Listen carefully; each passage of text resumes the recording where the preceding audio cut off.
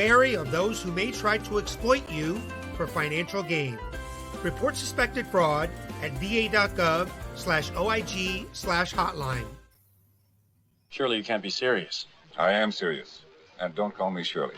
Find us on the web at mbradio.us. I want to make it clear that the views expressed by our hosts are not considered the official stance of MBR Views. Remember, this is all about having fun and enjoying the...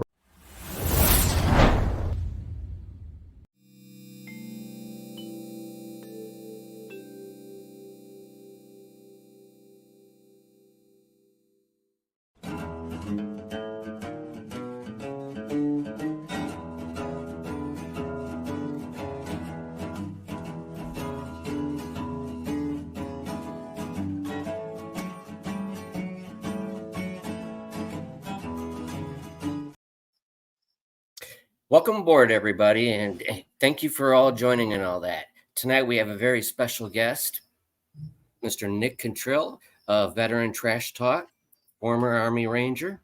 Again, I want to say thank you for everybody for joining the True North podcast. Love having everybody on. So, without further ado, my man Nick Cottrill over here, which I got to say, thank you for freaking joining us. No, thank you so much for inviting me. This is really cool to come on and talk some shop with you. Absolutely. Share some stories. So I hear that you were a Army Ranger at one point in time of your life. Yeah, well, not to get too confused, because I was Ranger qualified, as they say it. I was a Ranger instructor down in the swamp phase of Ranger School, but I grew up in the 82nd Airborne as a infantry guy, and did all the stuff I was supposed to go to Ranger School, Jump Master, Pathfinder School, all that good stuff. And then just a few times tried to go to regiment, but this didn't happen that way. I had a great career. Ended up retiring out of El Paso here. Well, again, thank you for your service, and being right after 9/11, I do appreciate you coming on. And God bless everybody. Always got to remember our fallen heroes, because they all, we all lost something, no matter what we do. Yeah, so absolutely. If you don't mind talking about a little bit of your background on where you came from, who you are, what do you do now? How did you even get into Veteran Trash Talk?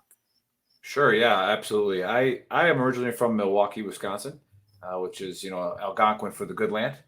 And, way better than the Bears or Cubs or White Sox or anything else you got going down in that flat state. And, and I know you're claiming Indiana, but I always say that, Illinois is the butthole of the United States, and Indiana and Iowa are the butt cheeks. Right. So it's just, that works. That works. I can live with it. And I came up with that in the military because everybody I met from Indiana or from Iowa or from Missouri, I should say Missouri, right? Everyone I've met from there, they've been just they're really cool, but they're just a little off. Right. So if you think about it, you're like, you got, everything in Chicago shit, and every once in a while it goes to the butt cheeks. So you just got a little bit of, weirdness to you. But everybody from Indiana that I met in the military is cool as hell. So especially at that and Missouri, but nobody from Chicago is cool. Yeah. Fauci said it. Tell you, my wife, that's funny because she's from Chicago and all that. Oh. Me, I lived in Detroit. I did union electrician for over 20 something years in Detroit. So it's nice. Okay. The land of everybody. Yeah. I had two goals in life. One was to be Charlie Sheen from Major League, or be Tom Berenger from Platoon. That was my only two really wants in life. So as you can see, they both were in the same movies. So they kind of ran my life. And I tried baseball as hard as I could. I actually played at a small school in Illinois. And play football and baseball there. And then after that, I was like, well, Tom Berenger's it. That's all I got left. And part of that's true, but the majority of it is I always loved the team dynamic. I always I found peace in it. I found purpose in it, to where as long as you're part of something bigger. And if you look at like baseball and football, those are very individual positions in a sport, but together, if you're not moving in synchrony, you're not on the same page, then your team goes to shit. So the Army just seemed like a natural fit for me, to where, I'd be part of a team, but yet doing an individual job. And I chose, I wanted to be an airborne ranger. And so I went to, the MEPS and all that kind of stuff, and the recruiter, and they said they don't have any RIP contracts right now. They said they have an 18 X-ray contract. I was like, well, what the hell is that? And they were like, oh, that's a special forces recruit. And I'm like, well, shit, I can skip everything. Let's go, and went right after it. Did airborne school and right to selection. Ended up being a 24-day non-select. Probably because they didn't like my attitude of being a cocky young guy, but it is what it is. And went to the 82nd and met some great people, had back-to-back deployments, and just, really developed a serious bond with people. And they're still my friends, and that's who we did the show with. And we, I never wanted to leave it. I found my team. I found, and unfortunately the Army does move you. And so then when I was at the Sergeant Major's Academy is when COVID hit. And I just had a feeling that it was going to be real bad on veterans, and it was going to be real bad on active duty as well. So I called up my friend Joe, who him and I always wanted to do like a football podcast before they were called podcasts. We're like, oh, wouldn't it be cool to just get on there and talk about like NFL games every week and, just have a fun little like veteran angle at it. And I called him up and I said, hey man, because they stopped all my pain management, all my physical therapy. I was wounded in 2007 and banged up again in 2012. And I was like, they stopped all that for me. And I was like, if I can go get it anytime I want, pretty much, I wonder what they're doing with veterans that are, in pain management and physical therapy and behavioral health. And so I called my buddy and he's like, yeah, all they did was like double my prescriptions. They stopped all of his pain management and, his treatment because of freaking virus, whatever. And say what you want about it. It's all full of shit the way they treated us. So I was like, hey man, let's get on a Zoom call. And, we got on a Zoom call. We started BSing a little bit. Then we added up my buddy who retired out of 5th Special Forces Group. Buddy is his actual name. A buddy named Buddy. Bring him on. And then another guy that we grew up in the 82nd with, we call him Face Man, Dave. We brought him on. And all of a sudden we had this show. And we started this platform. And it went to about 70,000 followers in the first couple months. Really? Yeah, it blew up real fast. And our producer at the time was saying, how come you guys have never plugged in the podcast? And we're like, what podcast? And they're like, he's like, I thought we had like a YouTube channel or something. We didn't know. And he's like, I put all your audio on freaking Spotify, Apple, and all this stuff. Like, oh, didn't even know we had a podcast. Right. Yeah. But the main premise of starting it was because of COVID. Especially, we have Veteran Trash Talk, which is our professional page, and then we have a group called VTT Official. We also own Gruntworks. So combined, we're at about 800,000 followers. And with VTT Official is more of the support group, to where it's a lot of funny memes, a lot of BSing going on, and then all of a sudden someone goes on, hey, you ever deal with anything like this? And the whole page comes to action, and we have a bunch of moderators that are all volunteers, and they're just tremendous people that and now because of the show we have 130 episodes, 134 this week coming up, and once we got the reach, we were like, we got to do something good with this. So what we decided to do was promote veteran-owned companies or causes for free. And since we've been doing that, it's amazing at how much of the community has built. And like, I can literally have somebody hit VTT Official up and say, hey, I'm having a rough time, and I'm like, where are you? And they'll be like, or one of our admins, they'll be like, we're in Montana. Well, I know 2 people in Montana that run veteran, programs there. And I would have known them 3 years ago. And so, yeah, that's pretty much how we got into Veteran Trash Talk is just some selfish needs, i.e. our own therapy. And then we knew that people were going to be struggling. And with social media today, there is absolutely zero reason for a veteran to ever really be alone. And that's, one of the major causes is, of suicide contributing factors is the isolation piece. All right. Losing your purpose, not having an identity anymore, not being part of a team, not being part of a family. And that shouldn't be possible anymore with social media. Like, we should be able to reach out and touch, somebody, right away. But yeah, that's how we got into it. That's how we started it. And, like I said, Dave, Joe, we got Bill, the other fight picker, and Stacks, and everybody's coming in, and just been an unbelievable ride and journey. And, I get to meet guys like you. Like, hey, let's collaborate and see what we can do. I think that is 100% fantastic. And I just want to say congratulations, number one. Congratulations on all the success.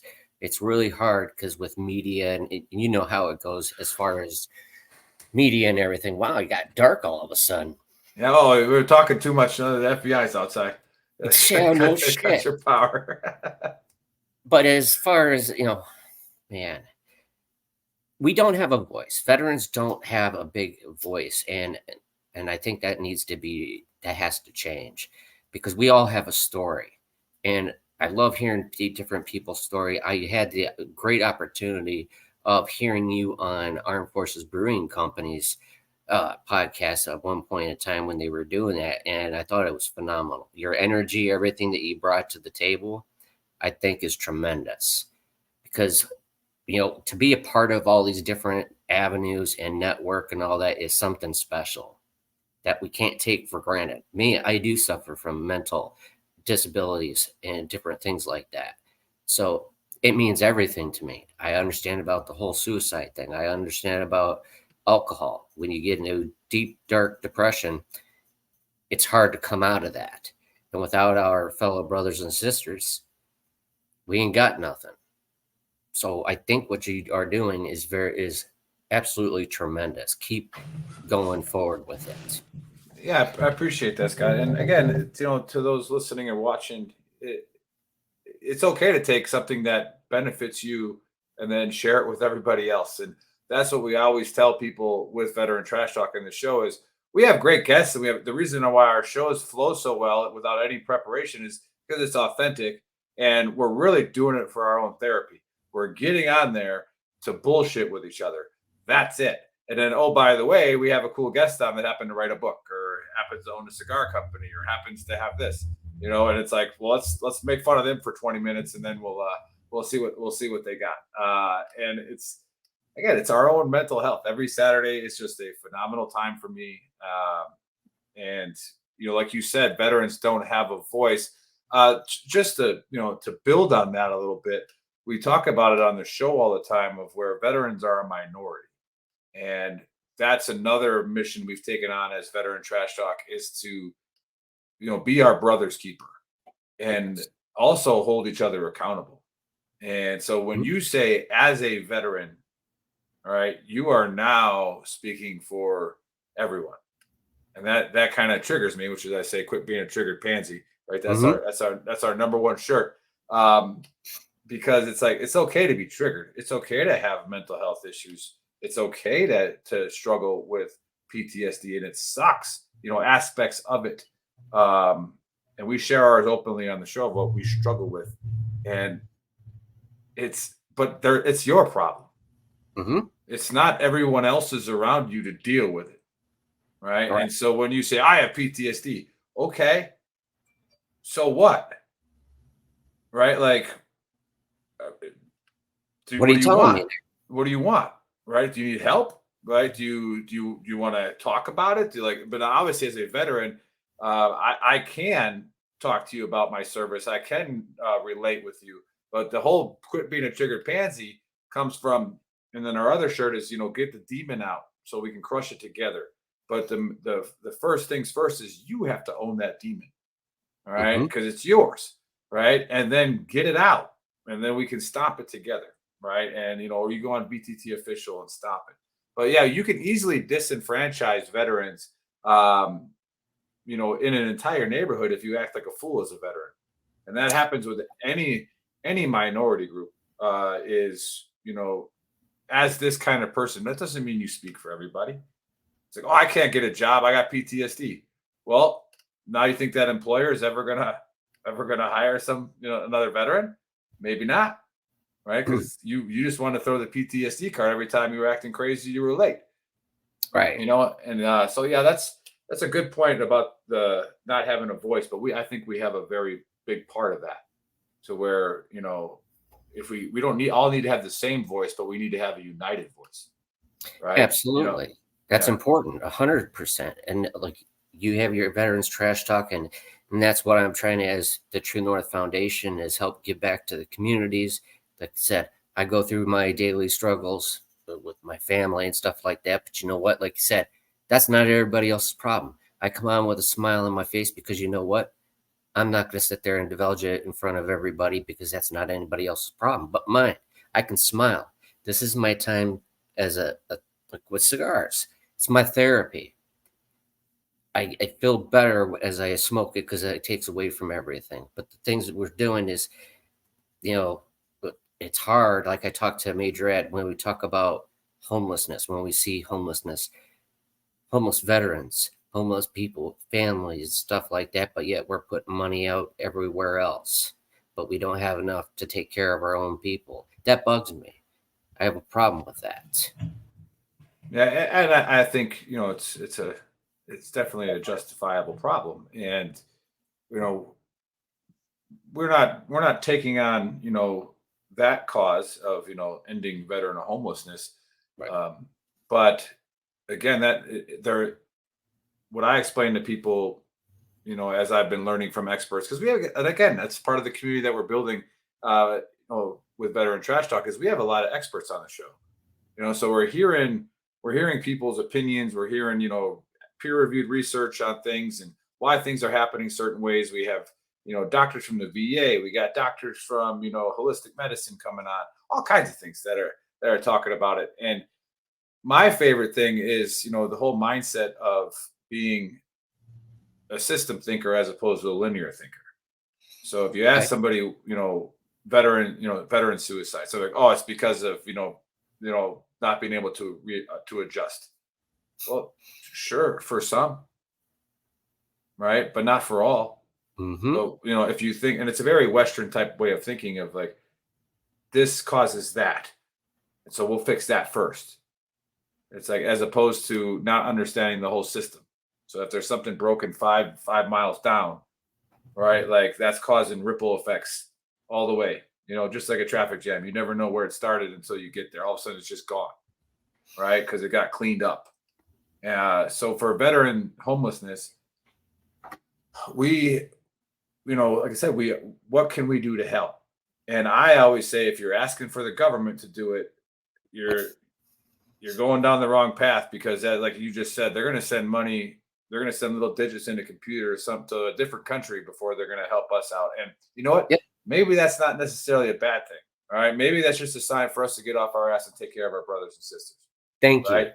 Right. Like maybe we just do it ourselves. Mm-hmm. Right. And kind of the same principle of Veteran Trash Talk. Like, look at what Facebook does to us. It's getting towards like a political season.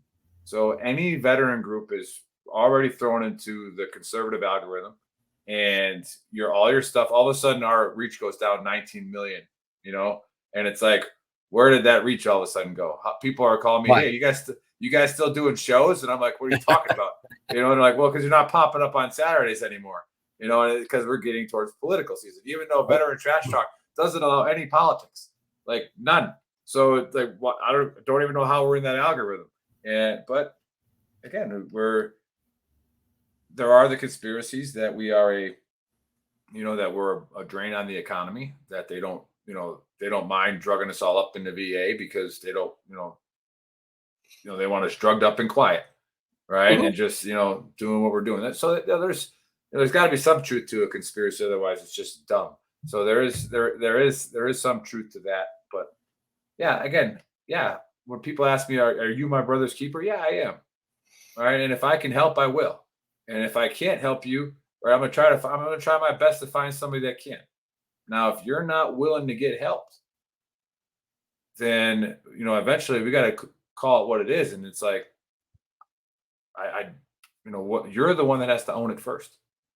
All right, Exactly. and once you own it, then people can help, and that's the other part of strength that people don't understand about, is the strength to actually ask for help, the strength to actually get help, as opposed to thinking you're strong for not getting help. And then all that is a lie that's manifesting inside of you that's only going to get worse, because eventually that lie will become true, and which is the worst kind of lie. And now all of a sudden you're all by yourself and you've alienated everybody around you, to include your family, to include your friends, because you didn't want to get better. Right? There's a lot of truth. There's so much truth to what you just got done saying. So much. And the brother's keeper and loose mouths don't get fed. I mean, all those old sayings, those are all stand true.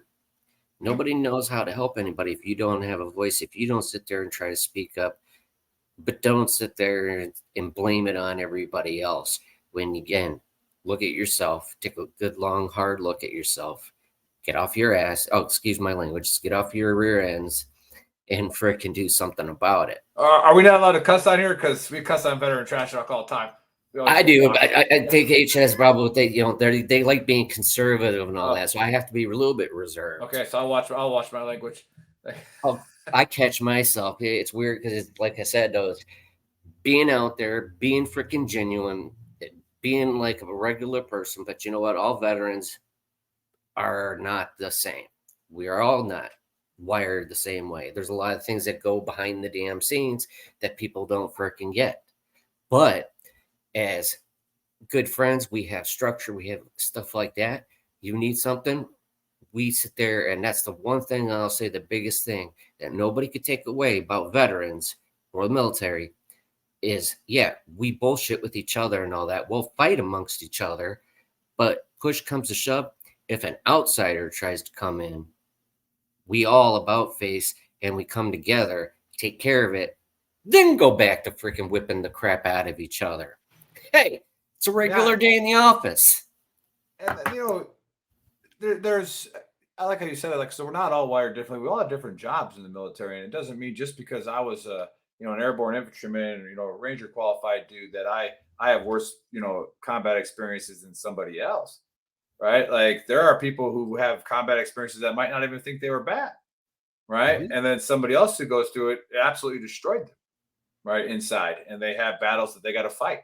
But yeah, just having that shared, that shared brotherhood / sisterhood of shared suffering, of at least you have a common ground that you can, start a conversation on.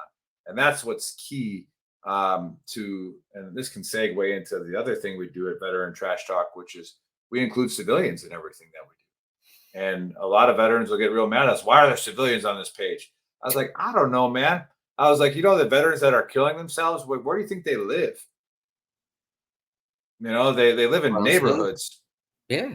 Right. They live, maybe their two neighbors are terrified to talk to them. All right. Because they've, heard nothing but dysfunctional veterans and PTSD.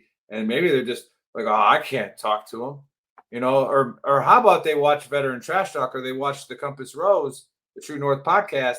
And they're like, hey, you ever seen this podcast, True North podcast? No, I haven't. Oh, there's some veteran on there talking crazy shit. Let me know if what he's saying is true.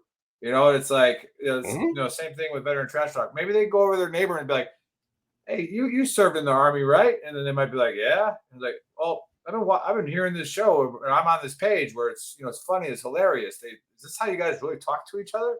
They're like, yeah, every single day, And it gets better every day. Yeah. So that's why we start our show off with a conspiracy theory, is because it just reminds us of like when we were E4s in the barracks and didn't know what the hell we were talking about. Right. Everybody's got their opinion. And again, we that's a whole nother show. You get into about how diverse the military is and where you're learning things from all over the world, not just, the country, but it's like, you're starting to get perspectives from a lot of people from a lot of different areas, and a lot of those perspectives are not educated ones. So it just gets even more and more funny. And when you come back and like, I don't know, like my father always used to be like, hey, so when I became like a leader, when I was like a platoon sergeant, you get that Monday morning brief from your squad leaders about what all the dumb shit you guys did, and it's like, my dad's like, hey, anything happened this weekend? He just wanted to hear some of the stories that were going on. Like, yeah, people really did that.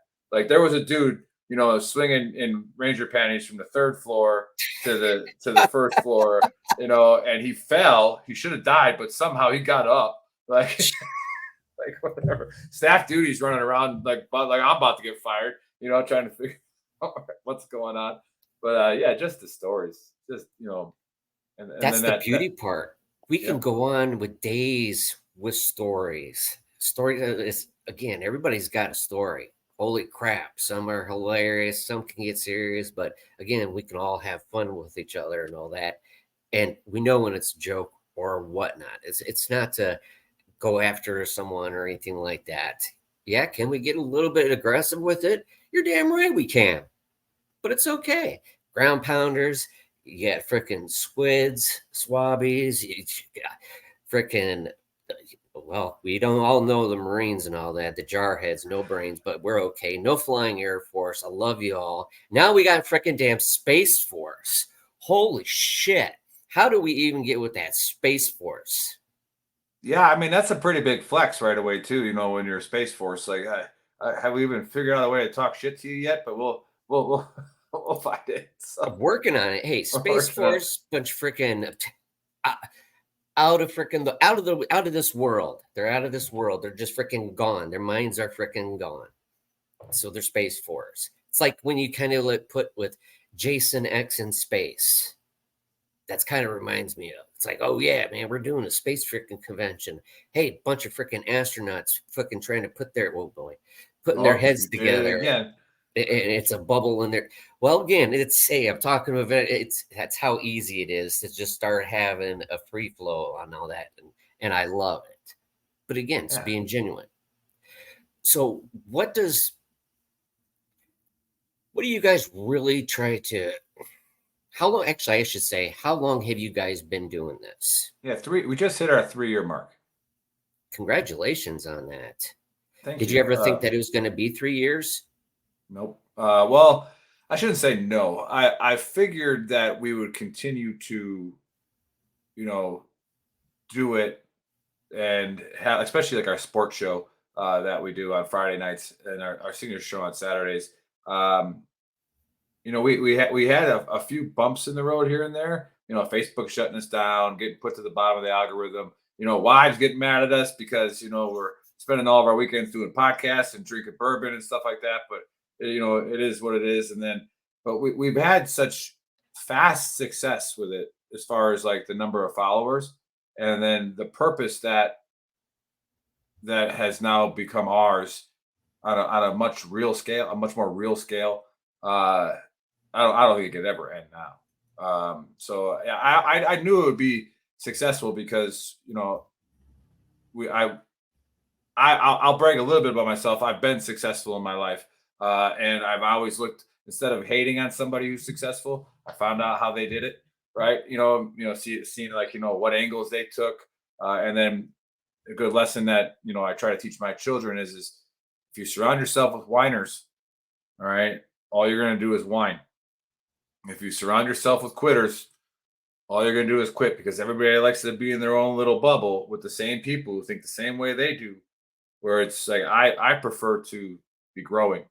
So like, I may not like you, but if I see that you're going somewhere and you're doing it ethically, right, I'm gonna pay attention. I'm gonna respect you. I'm gonna respect everybody, but I'm gonna find out what you're doing and maybe bring you into my tent so you can expand it, right? And then hoping that whoever brings me into their tent, I expand it, right? I do something good for them to where it benefits them, because if we all have that mindset to where we're building each other, I mean, I don't see how you can lose. And and that's kind of, so yeah, to answer the question, I kind of never thought it wouldn't happen, but I was surprised at how fast it happened. That's awesome and all that, because again, like me starting out, never done it, wouldn't even thought even it was going to even happen. Set out one time, had a job. Here's a funny story. Okay, so I was working, I got struck in the back of the head. Okay, a chunk of iron hit me in the back of the head. Oof. Some numbnuts decided, hey, I'm gonna open up a lid. That's a long story. Nailed me. I had traumatic brain injury over a year ago. So I'm sitting out there on my deck. I live on the golf course on the 16th hole. sitting there smoking a cigar and all that. Tell my wife, you know what? I smoked cigars all my life. I'm going to open up my own business. Screw it. Done with it. Okay. She goes, no, you're not. Yes, I am. So I did it. Okay. There's the cigars. And I told a joke to the priest because my wife teaches Sunday school and all that. He didn't really, quite find it funny at first, but I was like, hey, God played a really sick freaking joke on me. He's like, well, what did you just say? I'm like, yeah, he played a freaking sick joke on me. He literally knocked some sense into me. He knocked the bad sense out and the good sense came in because that's when all the good ideas started rolling in. It was like, hey, dummy. Hey, dumbass, I want you to this is where you're supposed to go. Okay. This is what you're supposed to be doing. Then I had the opportunity to meet all these great people, especially like yourself and everybody else. It's just absolutely amazing. Because again, I never thought that I would even do this. And it's exciting to be able to, like you say, take that leap of faith. You don't know unless you put yourself out there. Right. I like to say we call it my nickname on the show is the Big Earl, and we call it the Book of Earl when I do my segment, which is we kind of quote it like the Bible, like it's chapter 6, verse 4. I tell people to embrace the ambiguity of the journey. I was like, you should define a clear end state of what you want, but you should not have a very clear way of you getting there. Right? Like you should have an idea of how you're getting there, but it's going to change 100 times. And just like a military mission, a tactical one, the enemy gets a say too. So you might have the best plan in the world, and as soon as that first rocket goes off or that first bullet zips by, that plan's going to change, right? So you have to embrace that ambiguity, trust in your training, trust in the guys left and right of you that you're still going to accomplish the mission. It's just going to be a little different. And obviously, when you don't have to worry about death, then it should be easier to embrace ambiguity. It should be easier to adjust your track. However, self-doubt and fear are natural things, and they're the easiest ones to take a hold of because it makes you lazy, right? It's like, oh, I can't do that. Oh, I'm not good enough to do that. Oh, I shouldn't have to take that job. I shouldn't start a podcast. There's no way I could start my own cigar business. You know how many people have cigar businesses? Like, yeah, exactly. It's like, so what? Like, give it a shot. Right. What's worst can happen? Worst thing happen is you go bankrupt. They tell you no, and you just shut down and go back to your regular stuff. Oh well, try something else or try a different route. And I can't wait. I got a couple of your cigars. I'm definitely gonna partake in one this weekend, and we'll do a little clip of it. I can't wait. So, how did you get into it? Like where? Like I got it. The same thing. Like I love talking, as you can tell. So I wanted to find a way that I could get paid to talk. And so there's a way to do it. There's a way to do it.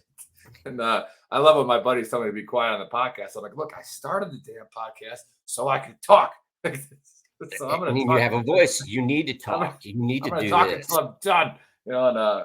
But we have fun with it. So how did you get it? Like the cigar thing, besides liking cigars, and like, what was that process? I mean, we could talk about that on my show sometime. Like, what is that process like? Like, where do you get your tobacco from and all that? Well, I teamed up with somebody, which is Tampano Cigars, the manufacturer and all that, to get it out of Nicaragua. Okay, and the Habano is Ecuadorian. Okay, the wrapper, which you have Dominican and Nicaraguan binder and filler. Same thing when you go to the Maduro, which you have the Nicaraguan and the Dominican binder and filler. But that one has a Mexican San Andreas wrapper, so it makes it a little bit more spicy. It's very nice and elegant, and I like it. I got into it while I thought about it. You open up a cigar shop or a store. Everybody was having all these. During COVID, brought out a lot of the worst in people and brought out the good in people. It kept saying when you open up something, okay, everybody had something against somebody's color, sex, race, this and that. I'm like, wait a minute. Okay. I was in the Navy. So let's think about this for a second. I traveled all the way around the world, and you have on every map in the olden days, before all of us even, hundreds of years ago, they always had the legend down there of the compass rose, the north, south, east, and west. That is the most neutral thing. I'm like, I'm going to put it as that. Because you know what? It's neutral. Wherever you're at in this whole entire world, you're having one of my products or anything like that, plug in the latitude, longitude. That's where you're at and doing it and enjoying it.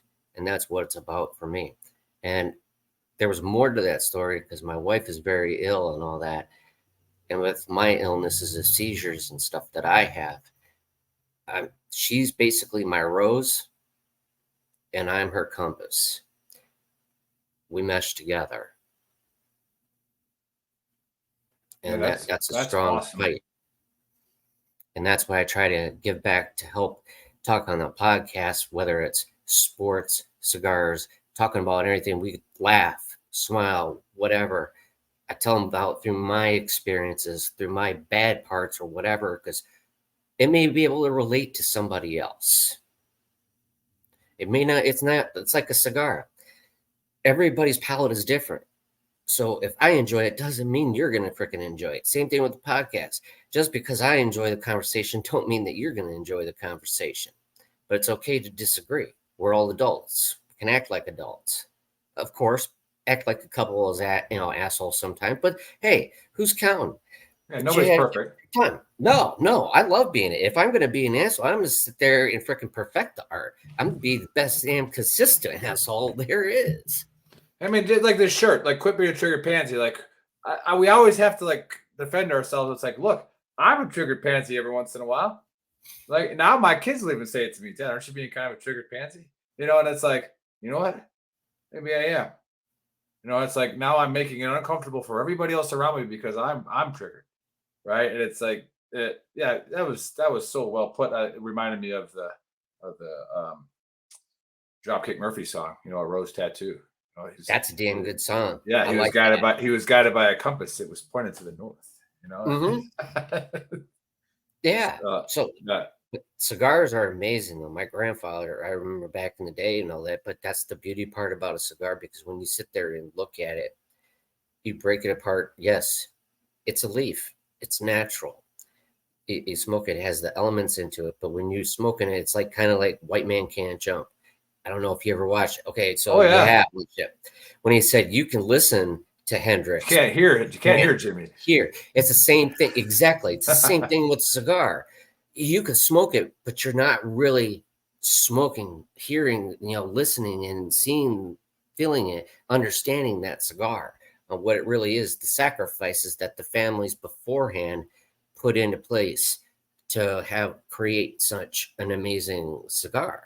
Or anything that we have. And that's why I take it where it's quality and the experience. Absolutely. And everybody have a great experience. And you bring up another good point where it's hard to coach on the younger generations because everybody thinks that their generation is better than another one. Like, no, the younger generations are going to do something greater than we did. Right. Mm-hmm. But they're also going to do things different because of the amount of technology and how we raised them. And what you have with social media now is that instant gratification, which isn't a new thing. Everybody likes instant gratification, right? But it's so fast now.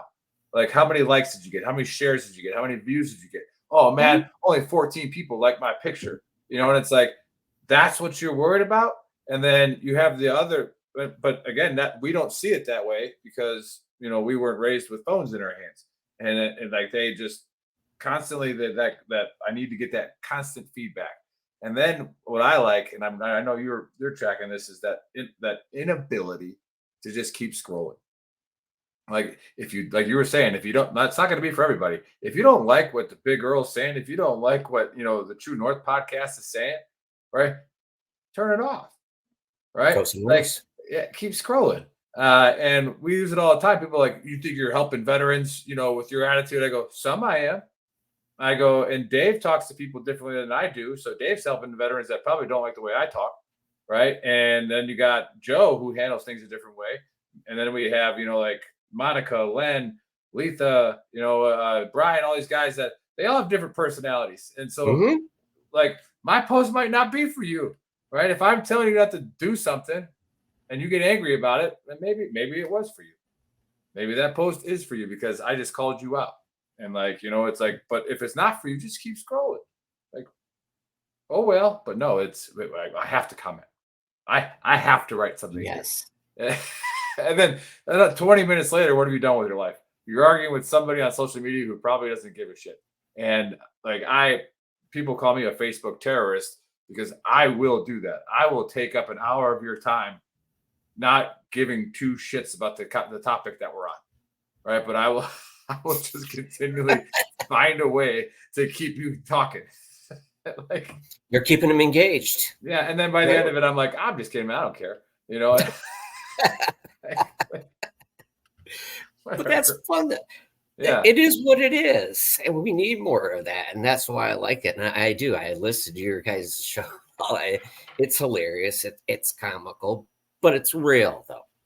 That's another thing that hits is you hit a lot of real facts and a lot of things that are real that's going on, but you can make fun of it. Unlike the generation that's coming now, it's like it has to be a fabrication, or they hide behind it, the computer screen, and try to be something that they're not. Is like, be happy in your own skin, be happy with who you are, and excel that, because you know what, whether you realize it or not, you'll probably have a talent if you just stop trying to argue or do something that's not right. Put all your energy into something positive instead of, that's that old saying, when you go into the boot camp or you're out there in the middle of a war zone or whatnot, whatever the case may be, and you're in there. What's another one thing? If you're going to sit there, you wake up in the morning and you sit there and say, I'm going to have a miserable damn day. I'm going to be miserable. This is miserable. This is miserable. Guess what? I hate to freaking tell you, your day is going to be freaking miserable, no matter how you freaking play it. And you know who's going to gravitate towards you? Other miserable people. Exactly.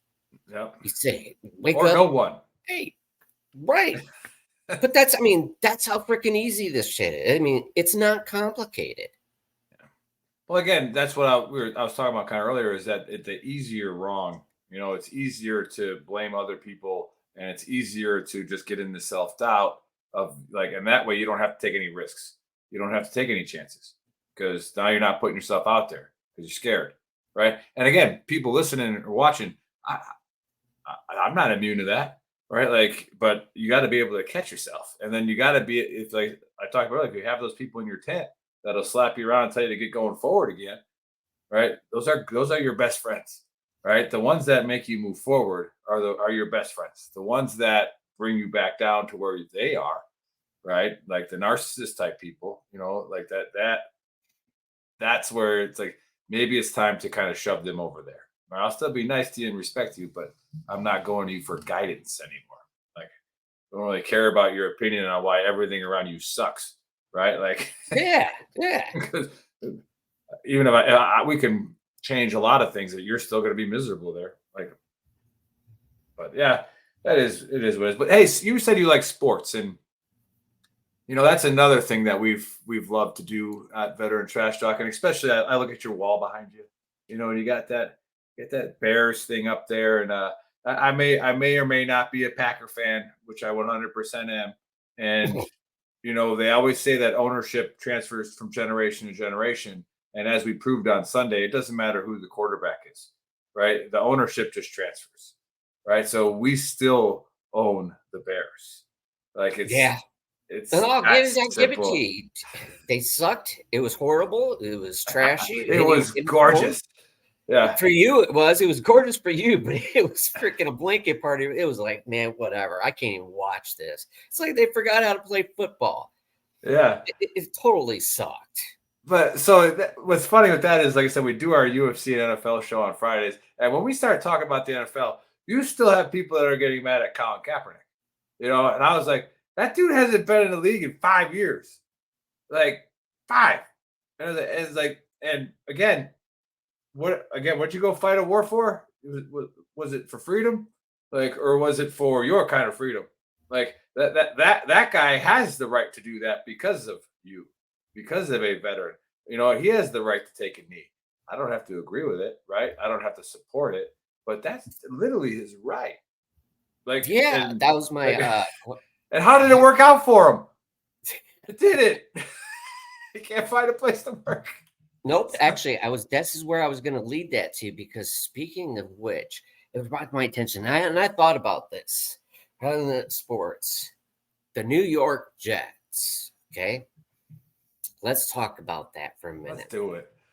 Here's a funny analogy of that. It's kind of funny how Aaron Rodgers, he talked a lot of smack to come in. Oh, I'm going to win this and that. I'm going to win the freaking Super Bowl. This is what we're going to do and all that. 4 plays in, boom, he's done. He's out. Okay, great. Then you bring in the backup, Zach Wilson. Poor kid had no chance. He was getting his butt kicked because they didn't believe in him. And, you could tell it on the field. You could tell in the players. I mean, it was no gimmick or anything like that. Now, with Aaron Rodgers out and Zach Wilson has no backup quarterback,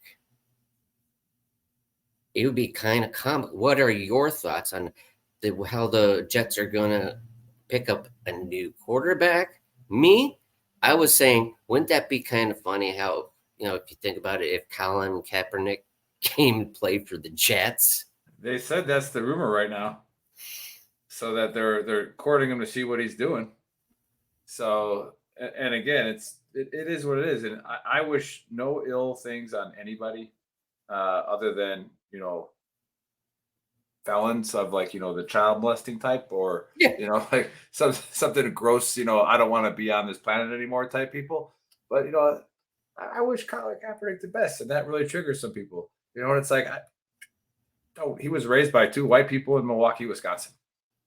Right. So he had a spoiled upbringing and had everything given to him. And all of a sudden he's this civil rights activist, and it's like, okay, whatever, and hey, maybe some good will come out of it. Maybe inspire somebody, who knows? Right. And again, that's one of those things where his attitude and actions aren't for me. Right. So I'm just going to ignore it. Just not going to pay any attention to it. And if it keeps going, now I'm going to turn it off. And then that's how you protest. You turn off the TV. Look what happened to Budweiser, Bud Light. They took a shot. It didn't work. Right? So, kind of keep scrolling. Yeah, exactly. So people kept scrolling. They scrolled to the next beer, and it's like, there you go. But yeah, with the Jets, people can correct me on my math here, but I'm pretty sure Aaron Rodgers made $9.4 million a snap this year. So it's there you go. Yeah, somebody says Tom Brady's coming out of retirement. That'd be great. But the Jets, they loaded up their defense. They were 100% going to be a Super Bowl contender with Rodgers. Now, as a Packer fan, which I don't speak for all of them, right? But as a Packer fan, I'm also a very objective football fan because I love football. Anybody who says Aaron Rodgers isn't a top 3 throwing quarterback to ever live, I think doesn't understand football. All right. Oh, yeah, he's awesome. He threw the ball differently.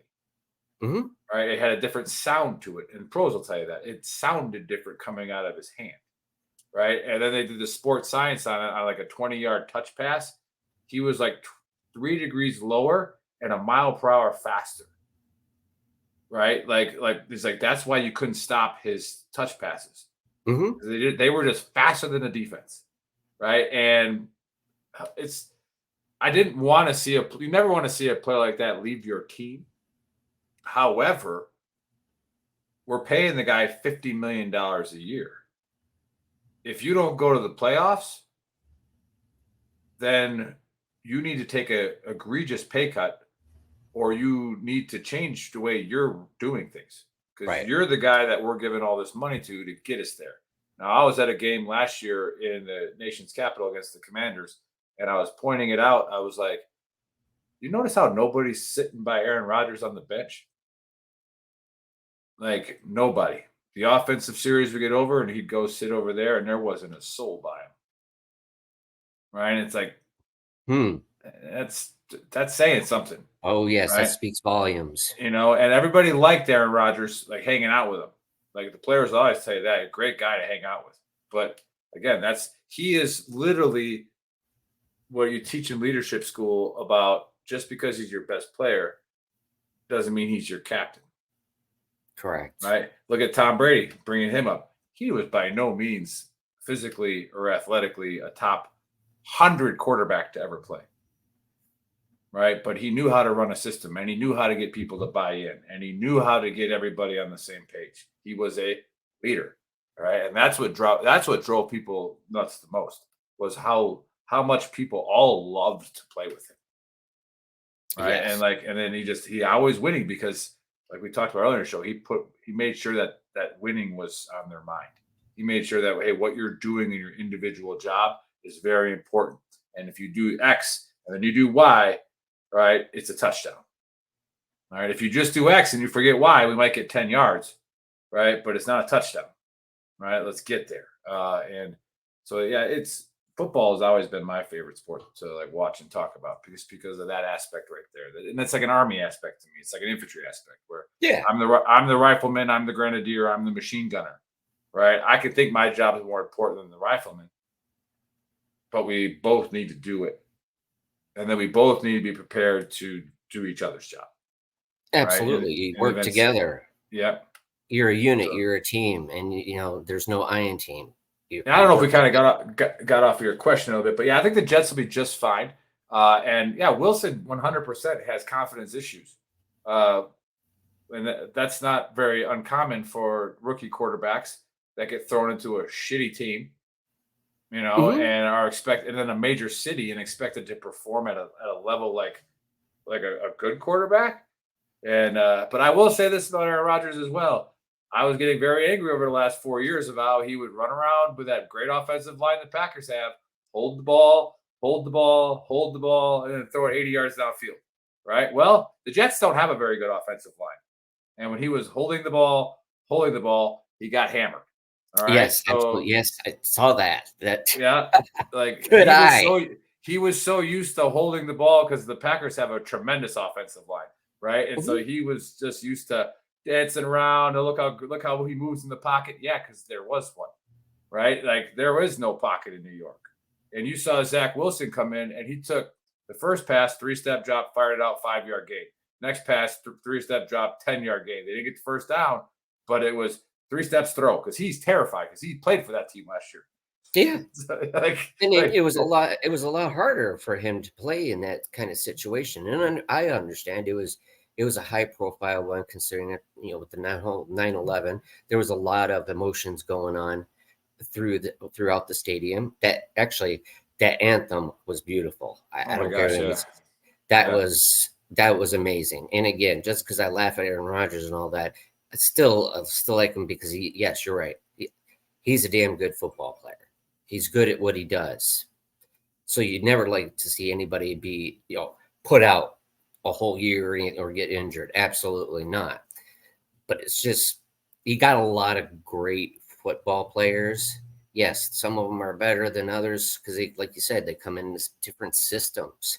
Some are a lot better and more further along than other systems are.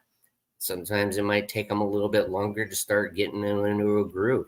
And once they do get in a groove, then they're freaking on fire. Then it's like, oh, hey, it's kind of like me being hit in the head. Wow. Hello, you just finally woke up. Damn, now we know how to play. Yeah, and again, it just sometimes it just takes a little spark, and get something going, and then there you have it. Now, I wouldn't recommend everybody getting hit in the head by a piece of iron to get smarter, but you never know. but that shows your mindset to where you took something terrible that happened, turned it into a way to grow, right, and a way to be positive.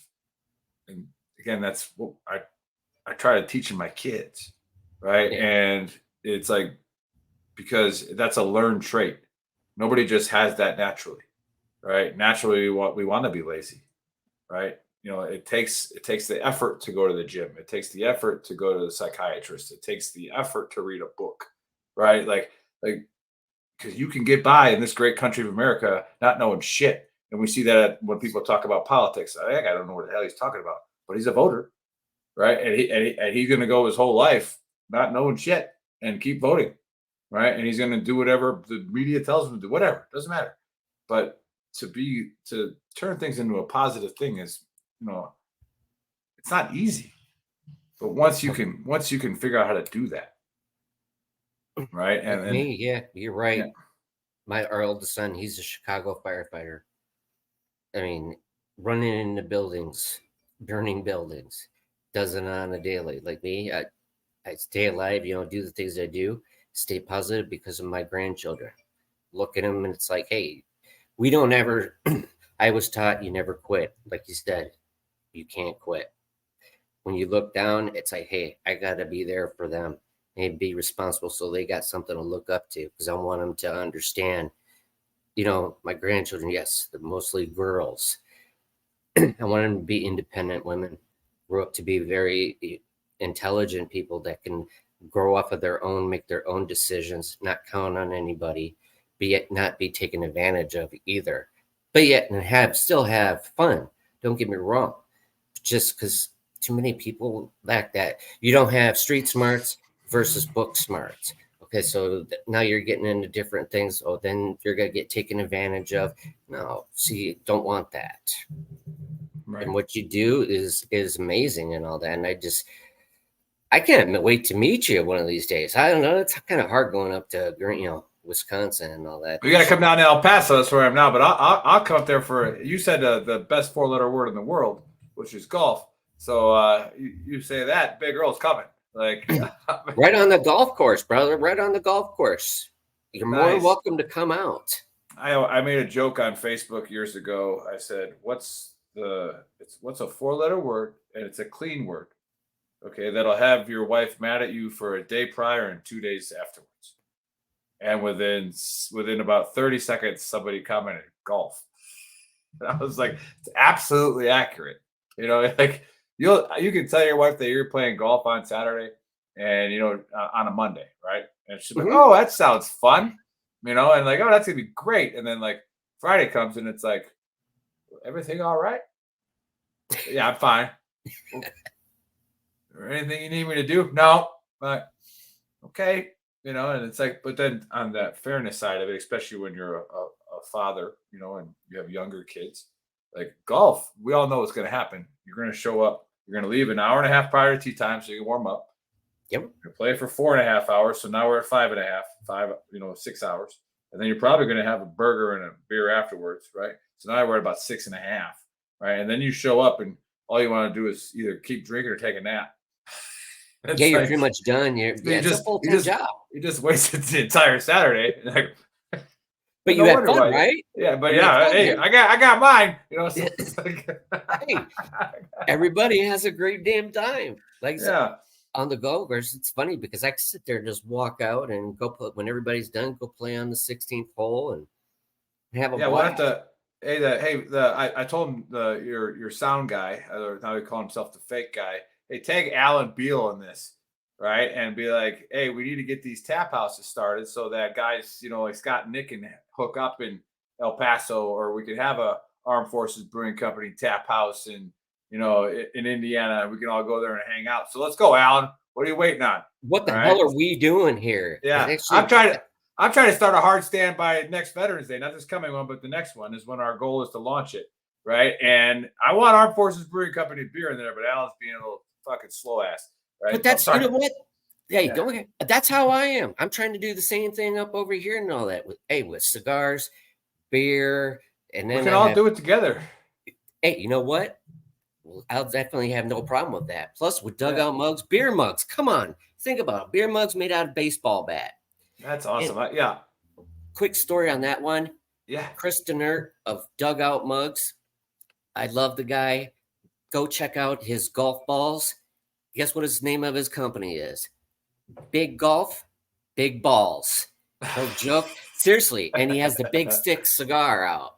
Nice. Go to Big Golf. It's with 2 G's. BIGG Golf. And that's his other company. Yeah, I have his golf balls over here. I mean, it's kind of funny when he talks about it. He'll sit there and hold the ball. I'll leave that alone with in between his 2 cigar sticks. Use your imagination. Yeah, there you go. Yeah. So I got the funniest cigar story that I have is when we had Hooten on the show, Norman Hooten, and he started his whiskey and cigar company, and he was talking about tobacco, and he was saying how it was getting really expensive to ship the tobacco in. So I just taught. He's like, so I just learned how to fly and went and got my own tobacco. I was like, Shit. of course you did. Of course that's what you did. Why not? Yeah, but it's just again, that's just another story about somebody who saw a problem, and instead of just complaining about the prices of things, he found a way around it, or I should say, over it. He flew. Like I don't know, like just go get it. But Hey, oh, you what cut out the middleman and all that. Say, screw it. Okay, I'm going to do this my own way. All right, fine. exactly. You want to play that game? I'll play this game. How's that? Nice. Well, hey, I tell you what, maybe I'll head up that way here very soon when the Milwaukee Brewers are in a playoff game, which I don't think there's going to be any Chicago teams in one. Maybe the No. Cubbies will make the wild card. I'm not sure. Cubs might. Yeah, Cubs might do it. White Sox are done. Yeah, they're toast. Yeah, but it's all good though. Yeah, no, we're definitely going to connect, and like I said, if we can tag Alan in this, maybe we can get him off his ass and get this moving. So. Well, yeah, because they're trying to open up the brewery. I totally understand that. So after the brewery, we'll give them a little bit of slack until freaking after. It's like, okay, you had your fun. Let's do this. Let's start blowing up because I want distribution up here so I could freaking get them up over here. And come on, for sure, everybody and wants beer. Come on, what are we waiting on here? Yeah, beer, cigars, and good talk. So, yeah, the idea. This is why one of the the things that I really want with the hard stand is because our logo is a dumpster fire with beers over it, right? Mm-hmm. So what we want to do is have a dumpster fire in the middle of the bar, like have a giant dumpster there, right? And before you grab a beer, it's going to say, write your demon or your problem on this piece of paper, light it on fire, and throw it in. Right? Ooh. Light that problem on fire and then go grab a beer. There you go. Right? And I don't want to hear your bullshit. Or let's talk about it. What did you burn? What did you write down? All right. And then let's have a discussion about it. And again, we'll have all the other fun stuff in there. And like I said, I really like beer and cigars. It's a match made in freaking heaven, let me tell you. I don't drink, and that's why they're about to make a beer for About Face, non-alcoholic beer. Oh, that's a great idea. Yeah, because I talked to Bob and all that. I drink 0.0 non-alcoholic because it's not the alcohol, it's the taste of it. So at least it makes me feel like I'm a part of everybody else. When everybody's drinking, I can sit there and indulge in this. Yeah, I don't have to get drunk. I don't have to worry about hangovers or acting like an idiot either. Right. And so we always we're sponsored by 10th Mountain Bourbon. Our show is. So it's always like we started getting guests on that were recovering alcoholics or weren't drinking anymore. And it's like, well, sponsored by 10th Mountain Bourbon. It's like, sorry, man. Like, you gotta say it. But and again, people who have overcome their demon, I have yet to have a recovering alcoholic yell at me for drinking. Oh no. Right. No, but because they didn't fix their demon so that they could be better than you. Right. Mm-hmm. They fixed their demon so that they could be better people. Right. Yes. And what kind of person, not a good one is what I will say is would throw that in your face. Well, I quit drinking. Good for you, man. But honestly, good for you. It is what it is. But yeah, that's a great, a great way to telling people about getting rid of that demon. And I'll admit it. I love drinking bourbon. I'm staring at it right now, and I'm not drinking it yet because it's still too early here in El Paso, right? I'm not doing it yet. But it's looking pretty damn good, So it's 5 o'clock somewhere, damn it. Yeah, 5 o'clock somewhere. But it's I'm just gonna be patient. Just gonna hold off for a little bit. But yeah, this is a great conversation. And again, while you're on here, I have my bourbon. Oh, there you go. The Compass Rose. You said you had your own bourbon. That I don't drink. Like I said, this is private stock, so I need an alcohol tester. So you'd be more than welcome to come over and tell me what you think of it and what I need to do to it. Absolutely. And I got a buddy who's been on the show, a retired colonel. He goes up to Indiana all the time. So I'll have to connect you guys. And he's a professional bourbon taster. Really? He actually writes reviews for like major bourbons. So it's pretty cool. He came on the show, was talking about it. It was a lot of fun. Like you really know all that. That'd be freaking awesome. Yeah, he's a smart dude. So it's like he talks about it like, well, the water coming off of the mountains in the Appalachians is limestone. So he's like, when the water comes off limestone, it gives it a little bit more of a sweeter taste, right? And it's like you're getting all into it, like just crazy. It's like so, but yeah, that's pretty crazy. Again, you learn a whole bunch of different things when you start getting on these and start talking to different people and understanding them. Like I said, everybody's got a freaking damn story. So some are better, some are good, but you know what? It's their own story to tell. Right, and the Native Americans made it a point to tell a story. Yes, we're gonna sit around here. We're gonna tell a story.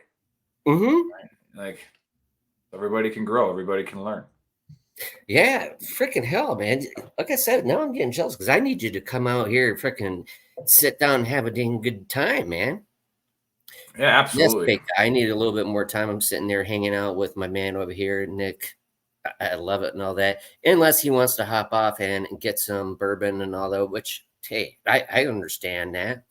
No, I got a little bit more time. I don't think the baseball games don't start for a couple hours. Yeah, that's another thing. They're coming up and all that, so I'm getting excited for them gearing up. Again, football's back on. I'm freaking super stoked about that. Ooh, and the Cubbies lost today. Oh, hey, football being started, that's different. And anybody watching right now, like I'll bring Scott on the show. I'll bring you on the pickup show for sure. But like we have a really, really fun show on Friday nights. So we pick all the UFC fights, which we went 5 for 6 on the main card in 293, except one of our experts did pick the upset in the finals against Adesanya. So pick Strickland over Adesanya. Yeah. And she was like, I don't know, there's just something about this that I don't like. And she's like, I think Strickland might be able to carry this out. And yeah, if you bet on that, which one of our guys did, made a lot of money, plus 450 underdog. And then I picked NFL games, which I have my book right here. Last week I said the Jaguars were a lock, the Eagles were a lock, and the Vikings were a lock. Well, I got 2 of those 3 right. Like the Vikings didn't come through. And then the other one and then I come through with an upset picks. And last week I said the Raiders, the Jets, and the Titans.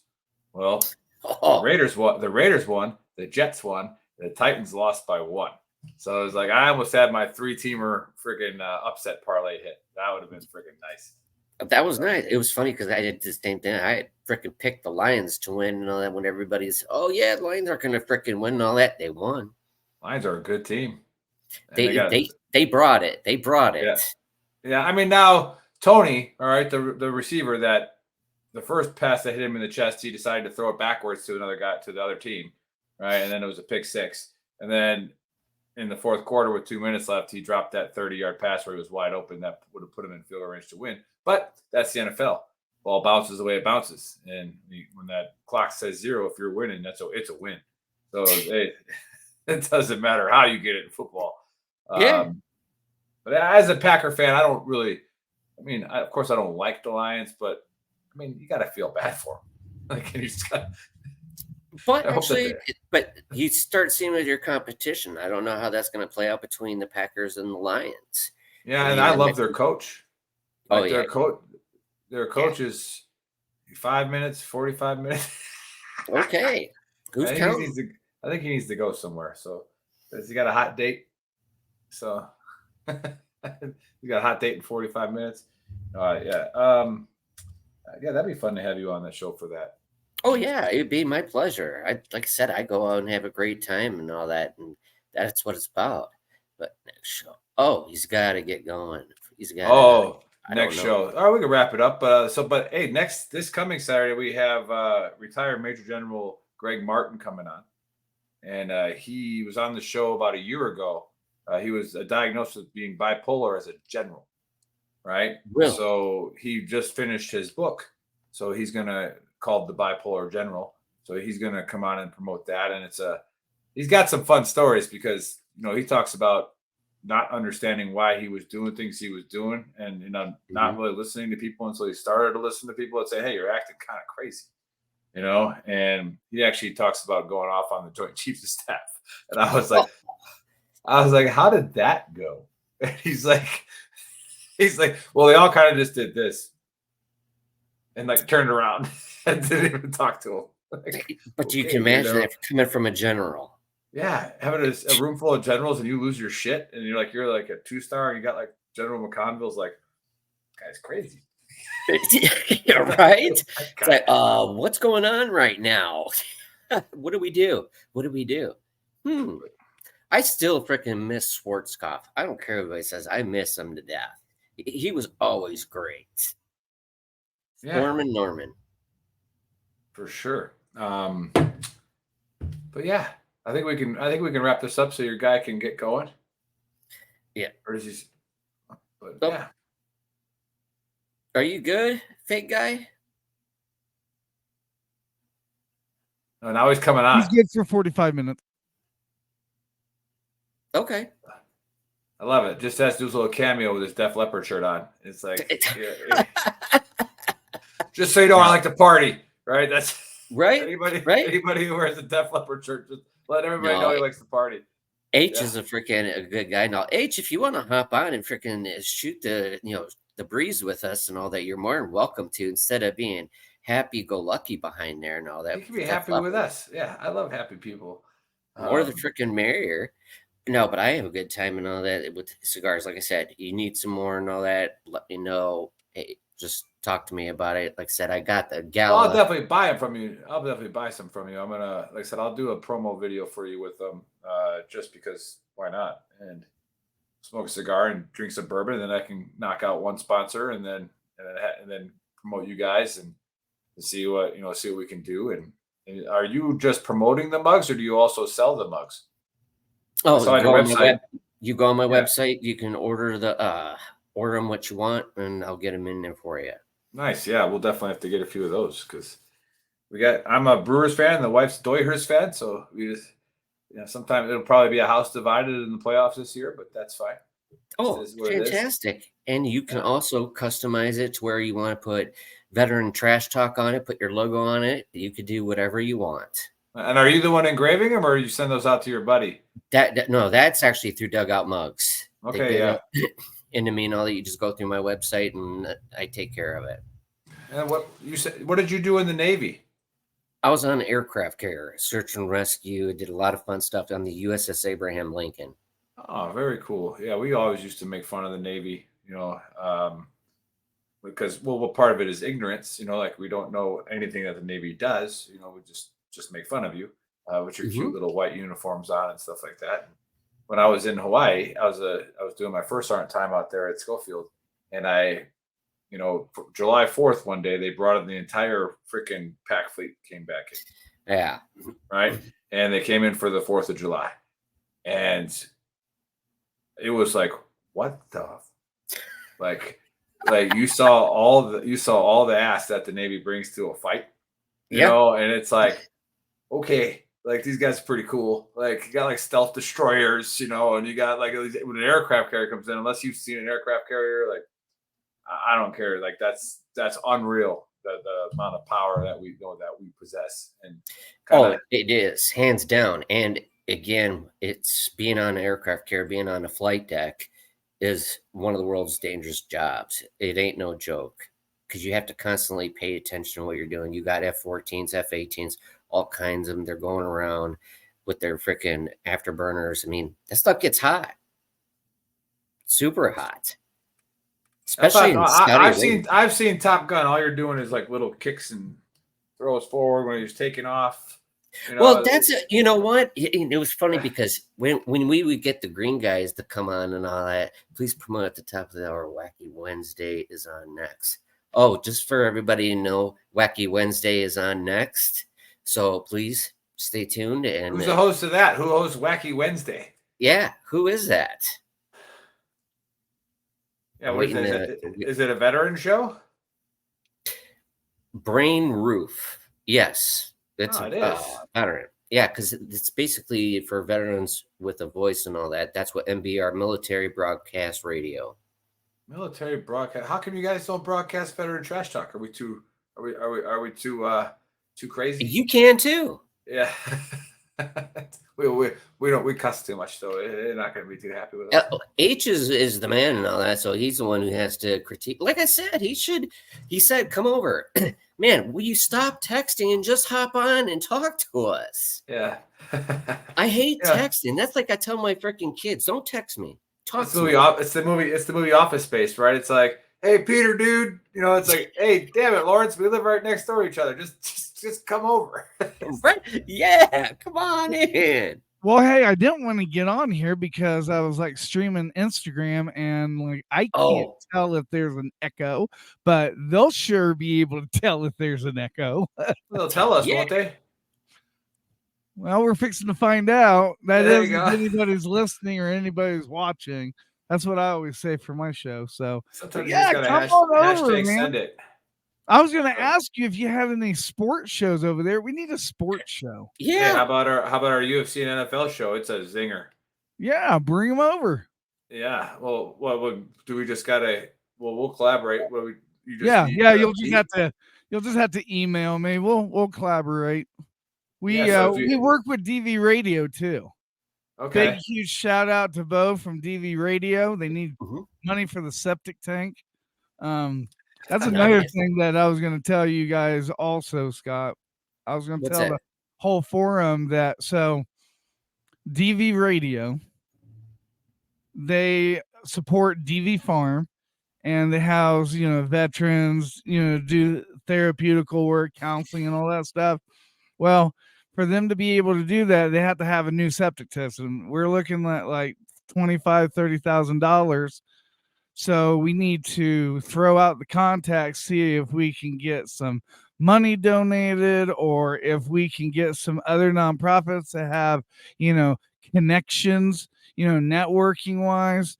I know that MBR, we constantly need money because we have a studio here, but I'd rather pay that out of pocket and try to get somebody to network to get the system going in. And I guess it's in New Hampshire.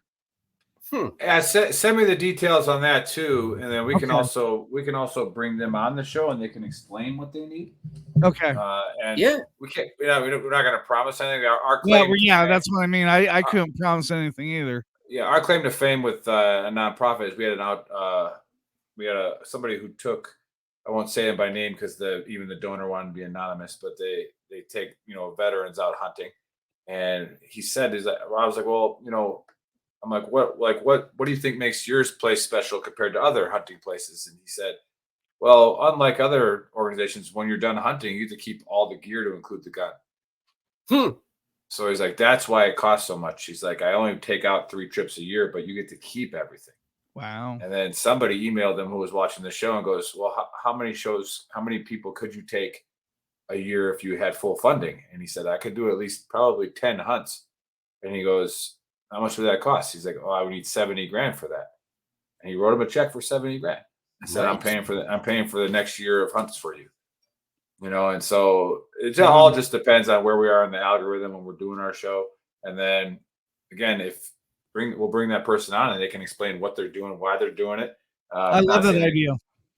We'll bring them on and that way there's always a face to it. And again, what we've learned in our show in the last 3 years is there's 77,000 veteran nonprofits. All right. Like that's a ton. I was going to say, I really, Bird Girl, I think it's more. Last time I checked the Charity Navigator and the Guidepost, you know what I mean? When I check those 2 websites, because we normally go through all the nonprofits that we have at interviews and we go through their 990 to make sure that, they're good, legit, stuff like that. Well, the last time I checked, there's like 300,000 nonprofits just here in the United States. For veterans? For veterans, yeah. Wow. A lot. And there's like 5 or 6 that are actually in Germany that are still going strong. One of them went down, but it's because their founder died. So there's not much you can do about that. Right. Yeah, so we like to bring the nonprofits on, and that way you can see the owner's face, you can hear their cause, and yeah, like now if you want to give to them. If you don't like what they're doing, again, like I don't ever want to ride a horse again. Like Right. like my back's all jacked up. I don't want to be I have no interest, but doesn't mean I'm not going to promote equestrian therapy to veteran trash talk, because there's might be a bunch of people who want to ride horses, never tried it before. Give it a shot, try something different.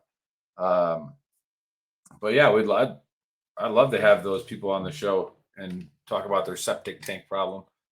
Or they could just start their nonprofit in Chicago where everything's a septic tank there. And that way you can just oh, Lord have mercy. Yeah, that's a bad one. I mean, it is what it is. Sounds great. Scott, you should ask Big Earl, like, you could ask me. You're right here. Yeah, I guess I could ask you too. All right. Yeah. What inspired you to get started? I mean, I'm sure that you didn't just start from scratch. I'm sure that you had a couple bad shows and you got discouraged at one time. No. Every show has been lights out. That's the best show you've ever seen. No, that's not true. But I think we've had about 100 straight ones that are like we get off like, damn, I think we got this figured out. And we're always a little nervous sometimes when we bring guests on. Like we had Buyer Barn, a guy who sells goats, right? I'm like, how the hell are we gonna make this fun? And it's like this show's gonna suck. This guy sells goats. And it ended up being a phenomenal show. Is that where the term gut trucker came from? No. Okay. But what inspired me, I talked about a little bit about it, is I was still active duty when I started this. And I love to talk. That's the selfish thing. So now I have a podcast. I can talk all I want. But yeah, my teachers always said talk is going to get me in trouble. And I'm like, no, look, it gets me paid. But we I knew that there was going to be a mental health gap, purely because of what they were doing with us as active duty personnel during COVID. Like I said, I could go get behavioral health whenever I wanted, and now I'm on a phone appointment, right? And physical therapy. Oh, we'll have to schedule a phone appointment for physical therapy, right? Like that doesn't work. Yeah, no. And so I just I had a thought from an old friend of mine who said we should do a show, and then I was like, well, let's start a platform as well with it, not just a show, but like a support group. So like I said, we have VTT Official, which has been shut down 3 times by Facebook, right? We have to rebuild it. Rebuild it. Like we're on our 4th one now. We're up to like 80,000 people. Like the biggest one got to about. The biggest one got to about 140, and then it got shut down, right? And it's like Scott and I talked about earlier, like people will say something on there, and you might not have the answer, and that's fine. Just shut the hell up. But somebody on that platform is going to have the answer. Somebody's been through what you're going through. Like when you get that many people on a platform in the community, somebody's been through it.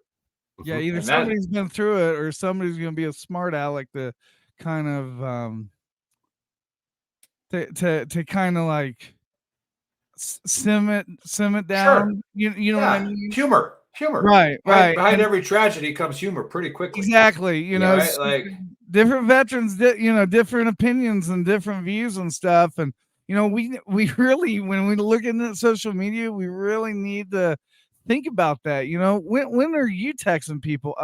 When you're feeling funny, when you're on the shitter, or when you're just like bored. So those 3 things go in an equation that equals, hey, don't take things on social media so seriously. Yeah, and we have a a great friend of Veteran Trash Talk. He's VTT's Mental Health Warriors, Clifford Ballman. I remember I was talking to Reach Across America Radio, and I was, saying if they wanted to come on and we could promote them. And they didn't understand what I was asking them. And they were like, no, you should come on ours. And I'm like, I'm not trying to, like big D here, but I got a lot more followers than you. Don't really need your help. Like, Right. I'm trying to help you. Right. And I was like, but I don't think our podcast is going to be really good on Reach Across America Radio. I go, however, however, I got somebody that is. And he just released his book. His uniform is in the 9/11 museum.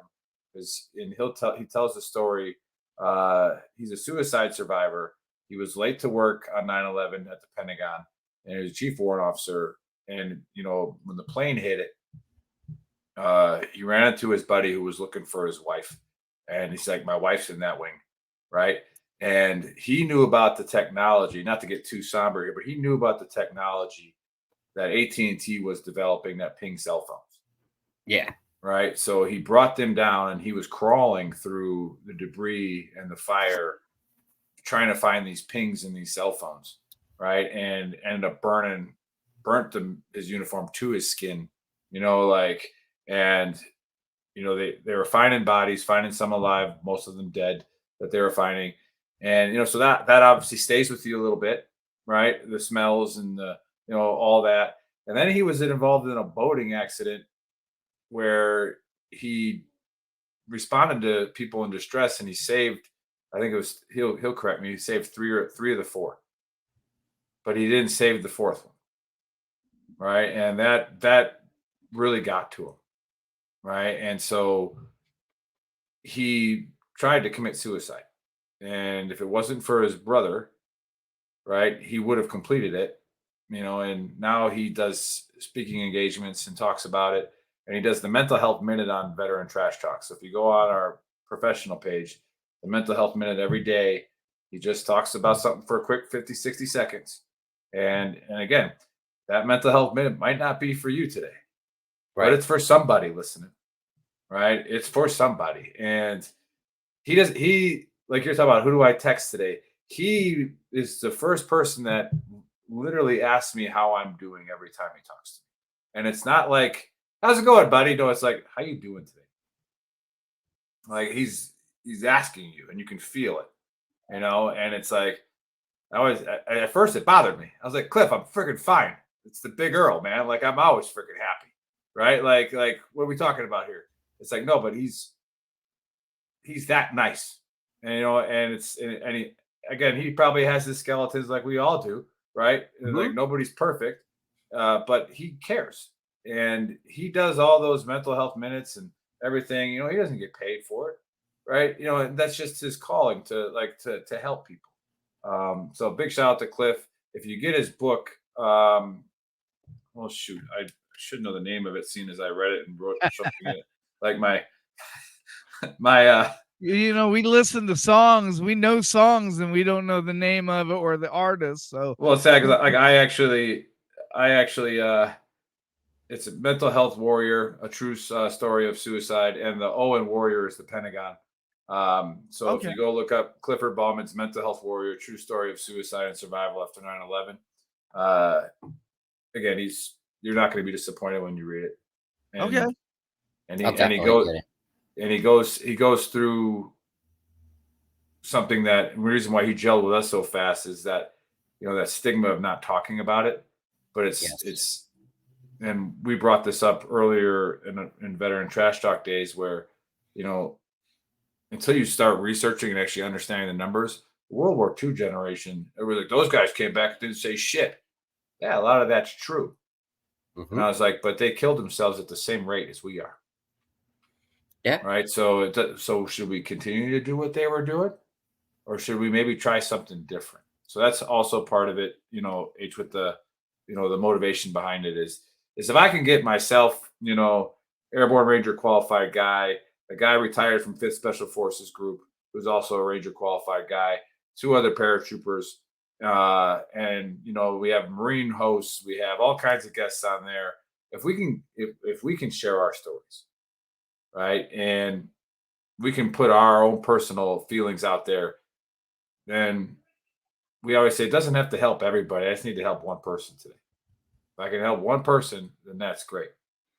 And I've talked about some of those stories so much now that it's so much easier. Mm-hmm. Like, and when I go to I call her my shrink. She hates it. I go to my shrink, and I was a master resiliency qualified guy, like all the bells and whistles of like understanding leadership, and so I'm like, hey, look, when I go to therapy, I'm not here for you to teach me how to breathe, right? I'm not here for you to teach me how to hunt the good stuff. I'm not here for that. She's like, well, what are you here for? Because I was getting pissed. Like, I fired my first 5, right? And I was like, she's like, well, what are you here for then? I go, I want to know why I yell at my kids so much. I go, I am super nice to a lot of people, and as soon as my kids do one thing wrong, I fly off the freaking handle. And I go, I want to find out why that is. And she goes, oh, okay. I think I can help you with that. And she did. Right. And like, it's great how she did it too. She goes, tell me what you liked about the Army. I told her what I liked about the Army.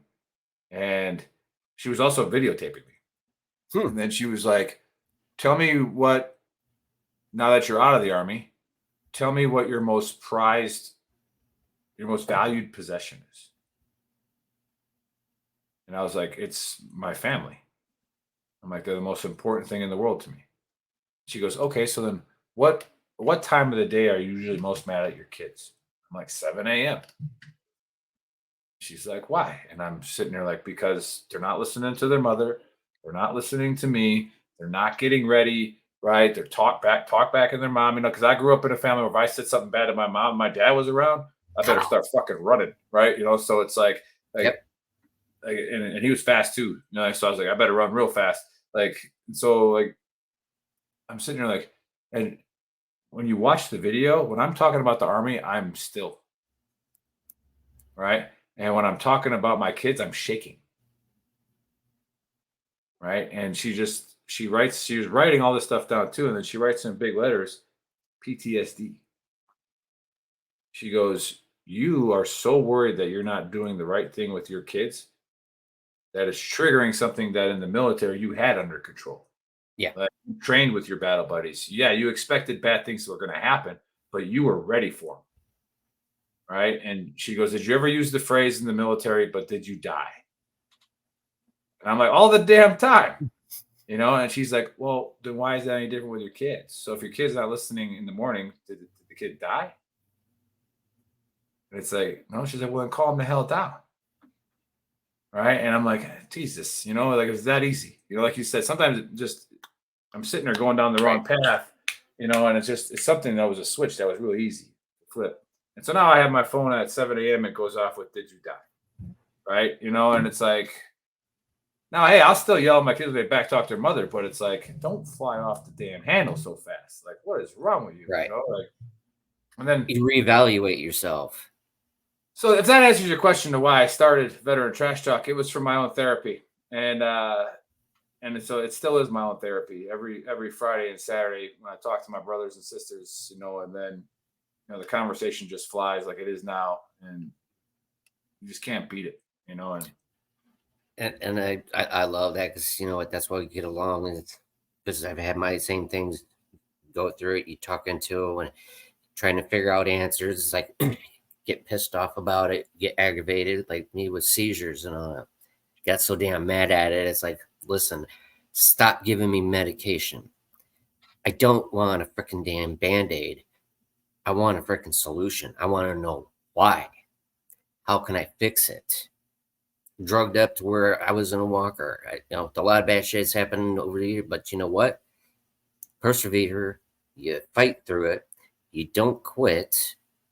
But I had to struggle with the same thing. It was very quiet.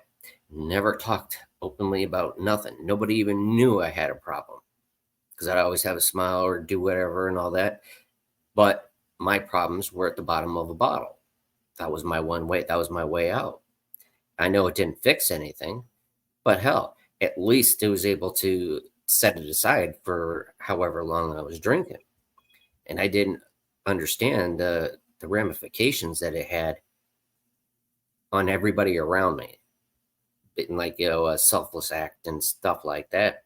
So through all that's again, through my own experiences, now I go out and talk to AA groups and stuff like that. Is like, because I know what y'all have been through. I can see it before it's even happening. I do the same thing with my son, who firefighter, drinks. It's like, hey, I know you're having a problem, but you need to talk about it too, because I could see it in you're bottling that stuff up, and you're utilizing it in a negative way, and they don't look at it. And that's things to try to talk to people to bring awareness about it. And I'll tell you what, when I finally opened up and started talking about things, it was like a ball and chain lifted off of me. I can breathe. It was like, wow. And then the worst part was like, damn, it's that easy? Because you don't think about it like that. I was always, brought up in the stage. I don't know if you ever seen The Great Santini. Oh yeah. My dad was exactly like that. I mean, it was tough. And then he was in that era of my stepdad. He was where kids should be seen and not heard. So I had to get in trouble just to get his attention. Right. And I figured that out after years went on.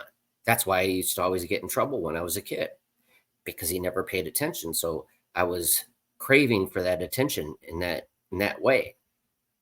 It sounds messed up, but again, that's my learned experience. Right. You try to help other kids and other people that are going through similar situations. And it's kind of fascinating when you start figuring it out and learning about it. Like, man, you start to really know. And that I jumble up and all that. You start learning a lot about yourself, like really identifying who you are. And that was one of the things that I always thought about, which probably could be writing a book here sometime soon, and all that, of mask. We all wear so many masks, you forget which mask you're supposed to wear. Right. And the worst mask is the lie that becomes true. Yes. 100%. Like some like of drinking helps my problem. That's a lie that becomes true. Mm-hmm. Right. And it becomes your go-to. It's the only way that you now know that your body now craves to change its reality. Right. As opposed to actually just changing the reality. There. Like, just change it. But again, easier said than done. You got to but you, like you're talking about, you got to talk about it.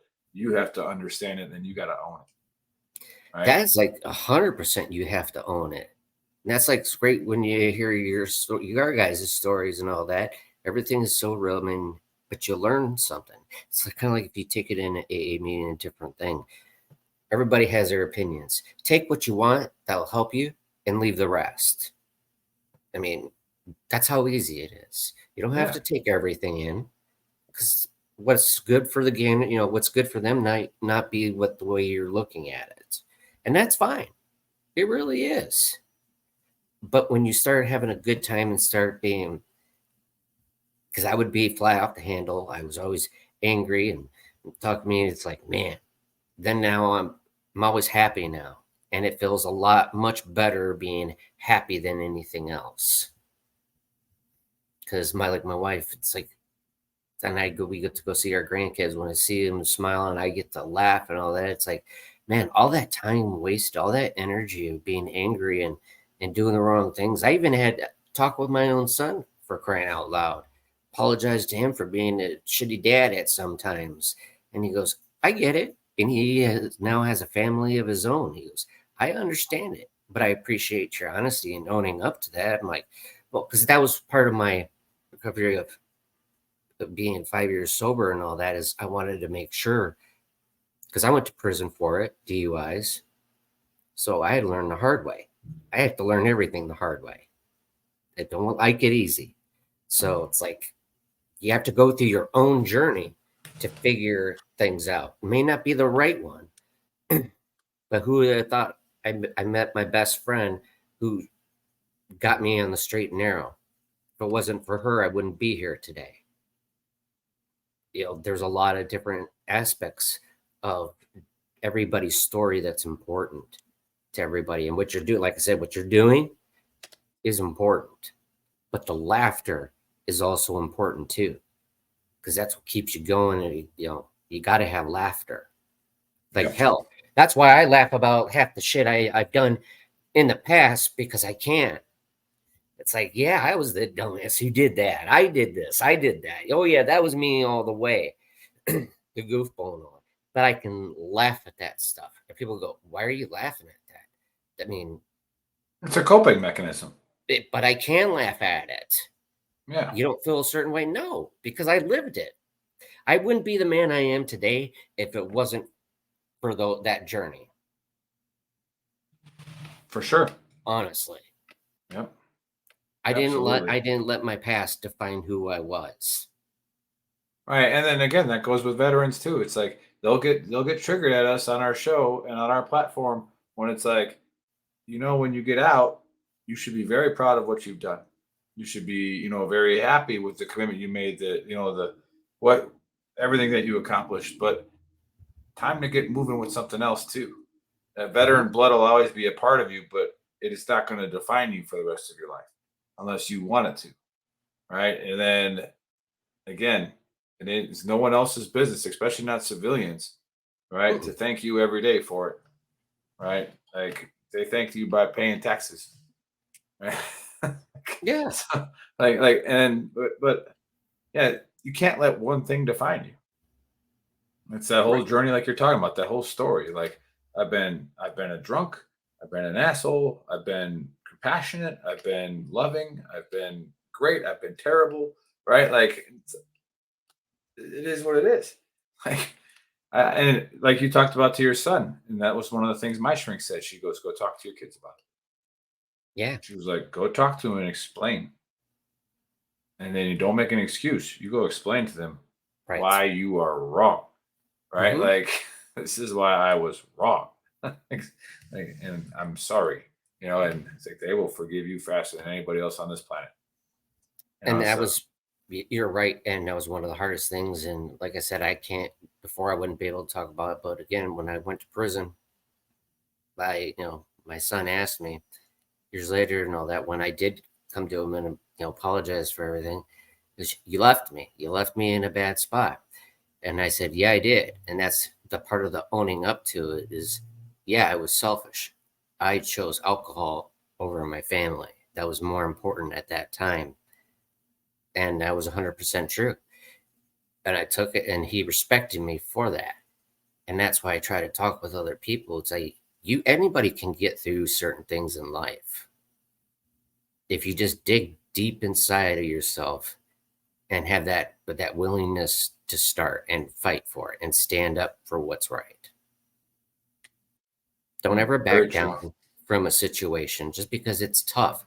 You know what? Life is about not always going to be easy for you. Okay, that you're not promised tomorrow. So make good choices and make every day there and count. What you do today, make it count. Yep. I always love that in sports. That's why I was a sports guy. Is the next play is the most important play. Yeah. All right. Heck not yeah. the last one. Not the last one. This next one is. All right. Like, hey, pick it up and go again. Best you can. If you do that, you're gonna win eventually. Eventually, you're gonna. If you're treating every play as your best one, as the most important one of those plays is gonna work. All right. So just keep getting after it. But yeah, hey, I really appreciate you having me on, and this was fun, good therapy, and I can't wait to have you on the dumpster fire. Bring you through the ringer.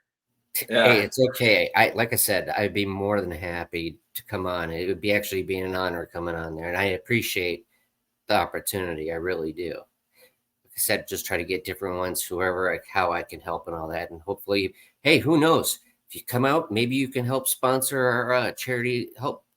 Sponsor our charity golf event. For sure.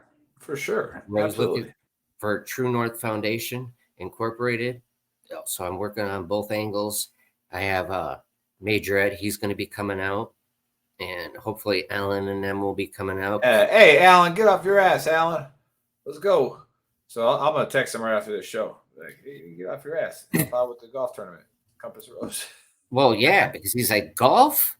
I go, bring all your beer, bring everybody over, bring a mid over and all that. We'll all have a freaking blast. Yeah, nice. Hey, I think I might get Ray Kashkar out here too. There you go. And there McBee. You go. Yeah. And McBee. Yeah. I got Ray mad at me on social media. I was trying to troll him and he got mad.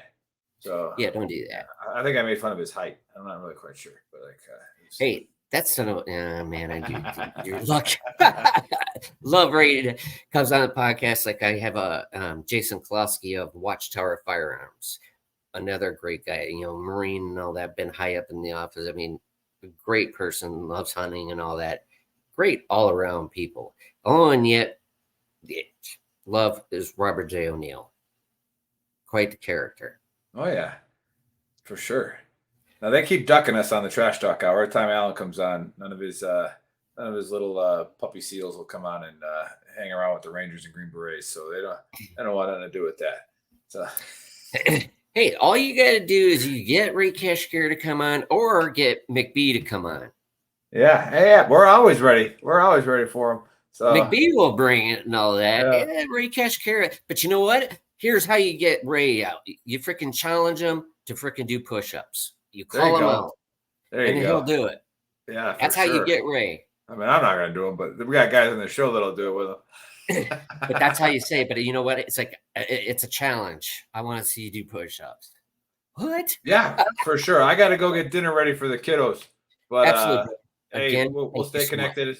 And I love what you're doing. And we'll see you later. Thank you so much. You have a wonderful night and have a wonderful later. Thank you, everybody, for watching. And again, thank you to Nick. I mean, again, he's an amazing person and all that. So if anybody has any questions and all that afterwards, always go check out VTT's Big Earl, Veterans Trash Talk. Please go check them out.